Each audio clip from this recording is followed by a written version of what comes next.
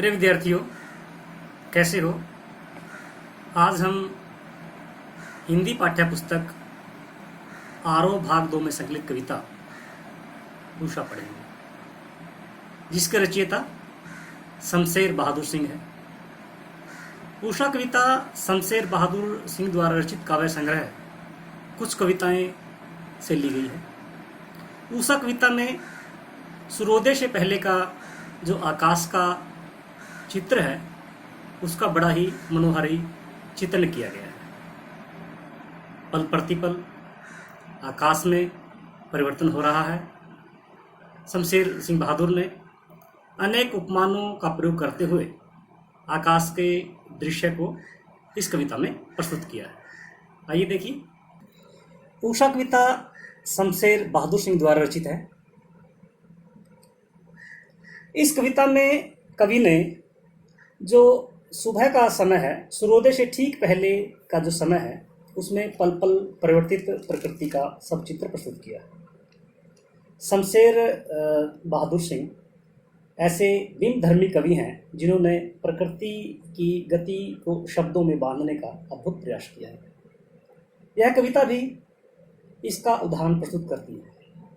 कवि भोर के आसमान का मूक दृष्टा नहीं है, वह भोर को आसमानी गति को धरती के जीवन भरे हलचल से जोड़ने वाला सृष्टा भी है।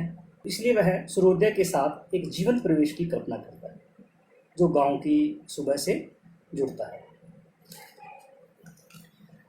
इस कविता में गांव के प्रवेश का बड़ा ही मनोहरी चित्रण किया है। गांव के प्रवेश से जोड़ते हुए कवि ने अनेक उपमान उषा कविता में प्रस्तुत किए हैं। इस कविता में आप देखेंगे शंख जैसा नीला आसमान, केसर से धुली हुई सिल, स्लेट जिसको लाल खड़िया से पोत दिया गया हो, इस प्रकार के उपमान इस कविता में आपको दिखाई देंगे। आइए कविता देखते हैं। प्रातः का था नभ बहुत नीला, शंख जैसे भोर का नभ। कवि इस कविता में भोर के नभ का वर्णन करते हुए कहता है कि जो भोर का नभ है, जो सुबह का आकाश है, वह पहले जो सुबह का सूर्योदय से पहले का आकाश है, वह शंख के समान बहुत नीला दिखाई दे रहा है। प्रातःकाल का आकाश ऐसा दिखाई दे रहा है कि मानो वह शंख के समान नीला हो। जो आकाश का चित्र है, सुबह के आकाश का चित्र है, सूर्य निकलने से पहले का जो आसमान का चित्र है, वह नीले शंख के समान दिखाई दे रहा है। इसलिए कवि ने कहा है प्रातः का था नभ बहुत नीला, शंख जैसे भोर का नभ। राख से लिपा हुआ चौका अभी गीला पड़ा है। कवि दूसरे उपमान के माध्यम से जो आकाश है उसका इस प्रकार से वर्णन करता है कि मानो जो सुबह का चौका है वह राख से लिपा हुआ है और गीला है। इसलिए कवि ने इस उपमान का प्रयोग किया है। कवि क्या कहते हैं कि जिस प्रकार गीलेपन के कारण राख से लिपे गए चौके से मटमैले और नीलेपन का आभास होता है, आकाश उसी प्रकार का दिखाई दे रहा है। आपने सुबह गाँव में देखा होगा कि सुबह सुबह जो चूल्हा है उसको किस प्रकार से लीपा जाता है, वह मिट्टी से लीपा जाता है, मटमैला और राख का उसके अंदर समावेश रहता है। इसलिए वह थोड़ा सा मटमैला और थोड़ा सा नीलेपन लिए होता है।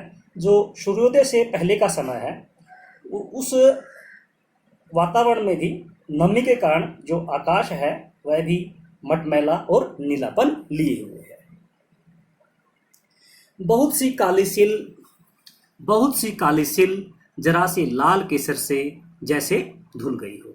कवि ने एक नया उपमान बांधा है कि जो काले रंग की सिल है उस पर लाल केसर, थोड़ा सा लाल केसर बिखरा दिया है और उस सिल को लाल केसर से धुल दिया है। तो आकाश इस प्रकार का दिखाई दे रहा है क्योंकि जो सूर्य है वह धीरे धीरे निकल रहा है। जो जो सूर्य निकलता जाता है तो आकाश का जो चित्र है, जो आकाश का जो हमारे सामने आकाश है, वह भिन्न भिन्न प्रकार का दिखाई देता है। पहले नीले शंख जैसा आकाश दिखाई दे रहा था, अब आकाश ऐसा दिखाई दे रहा है कि मानो काली सील है उसको लाल केसर से धुल दी हो। स्लेट पर या लाल खड़िया चाक मल दी हो किसी ने। आगे कवि क्या कहता है कि जो आकाश है इस प्रकार का दिखाई देता है कि नीले आकाश पर जो सूर्य की लाल किरणें हैं वो अपना प्रभाव छोड़ रही हैं। धीरे धीरे जो लाल किरणें हैं वो ऐसी दिखाई दे रही हैं कि नीले आकाश पर जो काली स्लेट है, नीला आकाश अब काली स्लेट के समान हो गया है और उस पर लाल मिट्टी, लाल खड़िया किसी ने मल दी हो, किसी ने लाल जो मिट्टी है वो रगड़ दी हो। यहाँ पर खड़िया मिट्टी है। जिस प्रकार से हम स्लेट पर हमारी चौक से लिखते हैं या स्लेटी से लिखते हैं, उसी प्रकार ऐसा प्रतीत हो रहा है आकाश कि जो स्लेटी रंग का आकाश है उस पर किसी ने लाल रंग की खड़िया अर्थात मिट्टी रगड़ दी हो, मल दी हो। जो आकाश है अब कैसा दिखाई दे रहा है?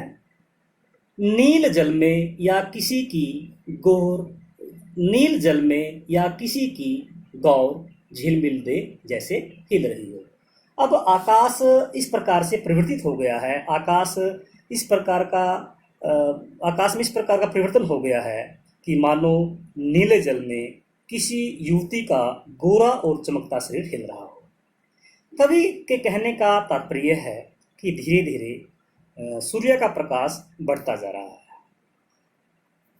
अब सूर्य ऐसा दिखाई दे रहा है कि सूर्योदय से पहले आसमान इस प्रकार से दिखाई दे रहा है कि मानो कि नीले जल के अंदर गोरे रंग की कोई युवती नीले जल में नहा रही हो और जो उसका गोरे रंग का शरीर है वो उसके अंदर हिल रहा हो और जादू टूटता है इस उषा का, अब सूर्योदय हो रहा है। अब क्या है? जो उषा काल का जादू है जो कि हमें बांधे हुए था। नीले शंख जैसा आसमान, स्लेटी रंग का आसमान, काली सील जैसा आसमान जिस पर खड़िया मलदी हो और आकाश को थोड़े से केसर से धुल दिया हो, ये सूर्योदय से पहले का समय है। जब सूर्य उदय हो जाता है, जब सूर्य निकल जाता है तो आसमान चमकीला हो जाता है। जब सूर्य पूरी तरह से निकल जाता है तो हम आसमान की ओर नहीं देख सकते, हमारी आंखें चुंधियाने लगती है। और जो सुबह का जादू था, उषा काल का जो जादू था, वह सूर्य के निकलने के साथ साथ वह जादू टूटने लगता है, अर्थात अब सूर्योदय हो रहा है। बात करते हैं भाव सौंदर्य की। जो इस कविता में प्रातःकालीन जो नभ है, आकाश है, उसका बड़ा ही सुंदर व सजीव चित्रण किया है। आकाश को अनेक जो उपमान है उनके माध्यम से कवि ने सूर्योदय से पहले के आकाश का वर्णन किया है। राख से लिपा हुआ चौका, नीला शंख, लाल केसर से धुली काली सिल, लाल खड़िया चाक से मली हुई स्लेट आदि उपमानों का इस कविता में प्रयोग हुआ है। इस कविता में जो ग्रामीण परिवेश है उसका वर्णन हमें दिखाई देता है, क्योंकि जो काली सील है, काली खड़िया चाक का प्रयोग गांव के अंदर किया जाता है। जो इस प्रकार के उपमान हैं वो ग्रामीण परिवेश में दिखाई देते हैं। अतः हम कह सकते हैं कि इस कविता में जो ग्रामीण परिवेश का चित्र प्रस्तुत किया गया है। अब हम बात करते हैं शिल्प सौंदर्य की। अलंकार की बात करें, इस कविता में उपमा और उत्प्रेक्षा अलंकार है। यदि हम गुण की बात करें, प्रसाद गुण है, शांत रस का सुंदर परिपाक हुआ है, वर्णात्मक शैली है, क्योंकि सूर्योदय से पहले का जो आकाश है, उषा काल का जो दृश्य है, उसका बड़ा ही मनोहरी चित्रण किया है। यदि हम बिंब की बात करें तो दृश्य बिंब है। जब हम इस कविता को पढ़ते हैं तो हमारे सामने जो उषा काल का दृश्य वह चित्रित हो जाता है। शब्द शक्ति की बात करें, अभिधा और व्यंजना शब्द शक्ति है। बात को बड़े ही सीधे और सरल ढंग से बताया गया है। जो कवि कहना चाहता है उसका अर्थ हम सीधे यूं ही ग्रहण कर सकते हैं, वह अभिधा शब्द शक्ति है। व्यंजना शब्द शक्ति की बात करें तो व्यंग्य भी है, इस में दिखाई देता है। छंद ऐतुकांत मुक्तक छंद है। मुक्तक छंद किसी नियम में बंधा हुआ नहीं होता।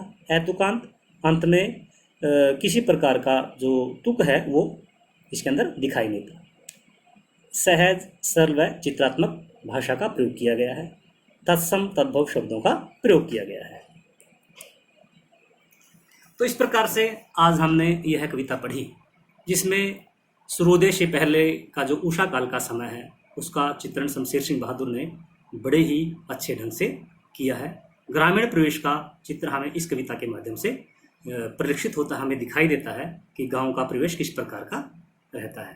तो आज के लिए बहुत बहुत धन्यवाद। नए विषय के साथ नई वीडियो में मिलते हैं।